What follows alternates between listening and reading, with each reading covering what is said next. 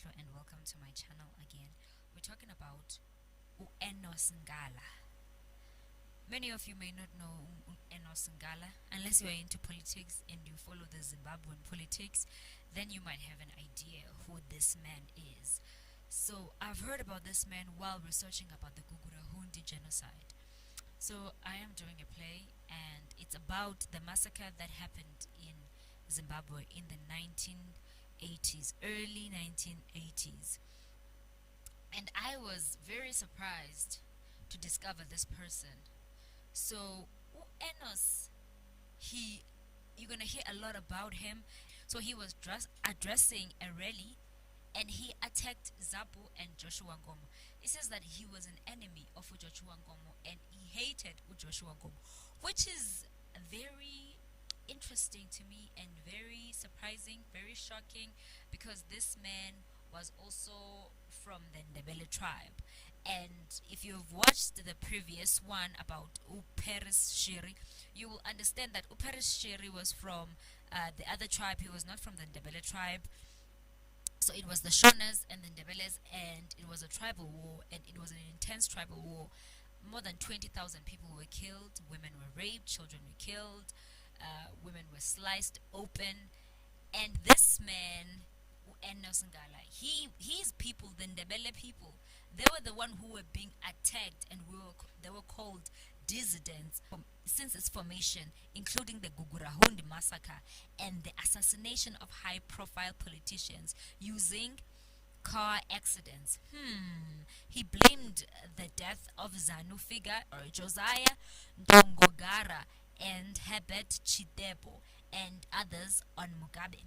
He is allegedly to have had affairs with Seli Mugabe.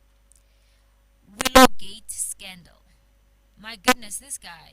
So later years, he just started turning on Mugabe and revealing his secrets. I wonder what occurred for him to do this. While a minister in the ZANU PF government, Nkala became embroiled in the Willowgate scandal concerning the allocation of new motor vehicles to government officials, especially ministers, by Willowvale Motors in Willowvale, Harare. The vehicle was subsequently sold at a huge profit. The scandal was internalized in a song by Solomon Skuza, a Ndebele musician, in the hit single Love and Scandals, in which he asks, how can someone buy a car and sell it again? A reference to the scandal.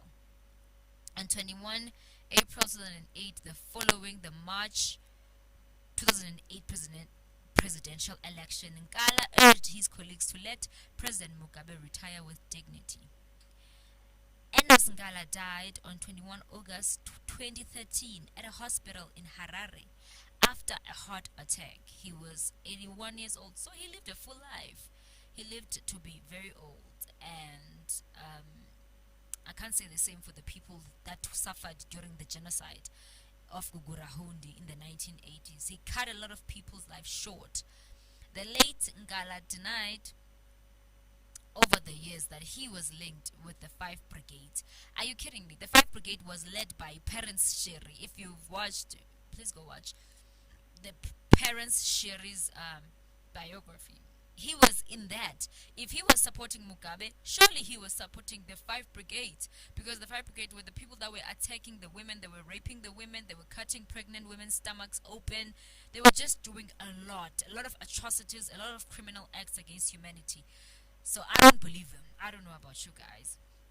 Of the 1980s, which left thousands of people killed and maimed in Matabele land and the Midlands provinces. ZANU and ZAPU signed a unity accord in 1987, which ended the atrocities after the amnesty was declared for dissidents that operated in some parts of the southern western region of the country. President Mugabe once denounced the killings directly linked to his government, saying they were the act of madness. And ministerial committee led by the then Vice President John Landa Nkomo was set up in the 1990s to look into Nothing came out of the deliberation as people of Matabeleland and the Midlands province to continue to be haunted by the killings perpetrated by the North Koreans trained National Army track unit. Like, I could not believe that actually these people went to Asia to get training to be soldiers so that they can kill people that looked like them because they hated the other tribe. It was just madness. He said that ZAPU was an unnecessary institution. All opposition parties had to be crushed, and by that he means they should be unalived. He didn't value human life, he didn't value his own people's, his own genealogy. In Bulawayo, the next day, he addressed another rally. ZAPU members witnessed this, insulting their party. A fight broke. What did you expect? Obviously, he was enticing the people so that they could be. There's a reason for them to kill the other people. And because of tribalism, he was a minister of finance. Enos Nkala's brother, Elias Nkala, he spilled some tea about his brother. He said that they used to be thieves, they were very naughty, they were used to steal livestock, but he was a good boy. Elias claims that he was a good boy. He was younger than Enos and that he used to be a good shepherd and look after the cattle, but him and his brother did not get along. He was not liked by his brother Enos. And another thing, I just don't understand it. I don't like it. Enos was buried at Heroes Ark Mastermind. I mean, why was he buried as at Heroes Ark? Like, why? These people that have committed these crimes against humanity, that dehumanized people, they die as heroes. They are proclaimed as heroes, as liberation fighters. Who did they liberate? Honestly, I maybe these are the people that give them these titles are the people that we're partnering with them in this whole dehumanizing genocide thing. Because I don't see the Ndebele people labeling this man as a hero. It just doesn't make sense to me. Why would they do that? So he was the mastermind suppressing the Matabele people and the Matabeleland people, the Ndebele people. And I'm thinking, okay, you know these people better than anyone because you came from that tribe. So you were out here, this man was out here just spilling beans about what's going on at the Ndebele people, I mean, with the Matabele land. And he was responsible. He was clearly responsible for the killings of those people. He was a spy. I mean, allegedly, I could say he was a spy because some information obviously came from him. So Harare Zimbabwean politicians Enos, who he co-founded with Robert Mugabe's ZANU-PF party. This man, I just cannot get my mind around his psyche.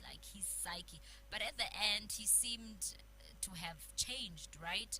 He seemed to have become somewhat a better man, if I could say that.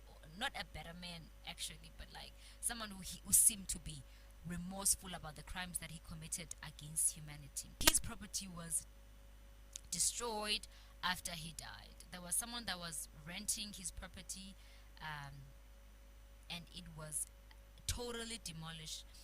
The widow of the late veteran nationalist and national hero Enos Nkala has been left in shock after a tenant who was occupying the family business premises at Mbalabala along with Bulawayo Bit Bridge Highway knocked down the property into a heap of rubble following a 3-year legal battle over its ownership.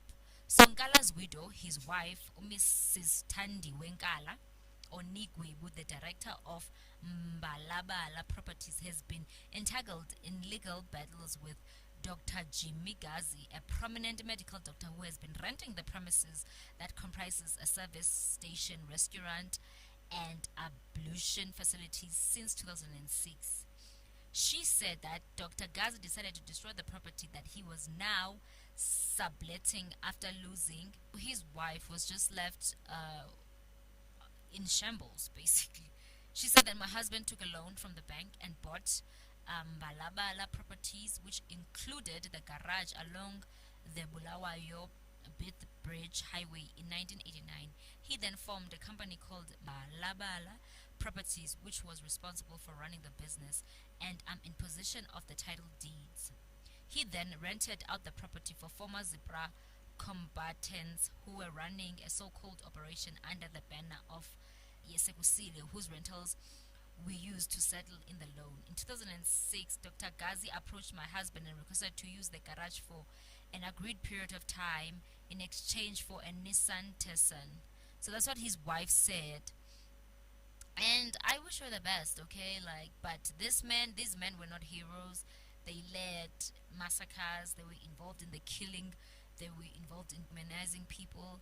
I don't know. What do you guys think? What do you guys think about this man? Leave your comments below, share, like, and subscribe. I'll see you next time. Bye.